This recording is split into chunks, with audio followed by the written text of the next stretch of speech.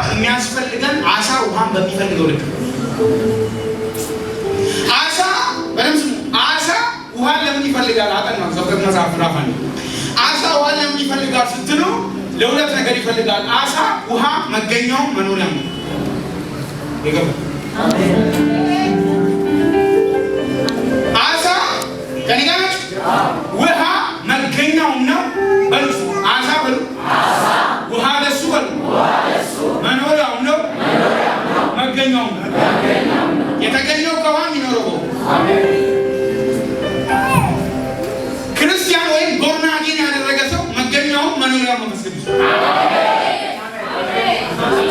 ዮሐንስ ወንጌል ምዕራፍ 3 ስታጠኑ ሰው ከውሃና ከመንፈስ ካልተወለደ በቀር ቦርናጌን ያደረገው በመንፈስ ዛሬ የሚኖረው በመንፈስ ቤታችን ያደረው መንፈስ የወለደ መንፈስ። ስለዚህ አሳ ውሃን የሚፈልገው መኖሪያው ነው።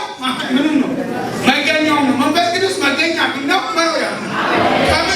ከምንጩ የተለያየ ነገር ሁሉ ይደርቃል።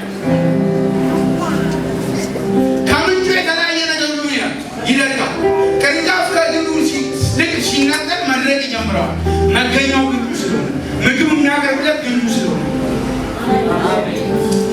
መንፈስ ቅዱስ ለአማኝ መኖሪያው ነው፣ መገኛው ነው። የሚያስፈልገን መንፈስ ቅዱስ እንደ እንጀራ ሳይሆን የህልውና ጉዳይ። መንፈስ ቅዱስ የሚያስፈልገን መኖሪያችንም ነው። መድረቅ የምትጀምረው ከተለያየ ነው።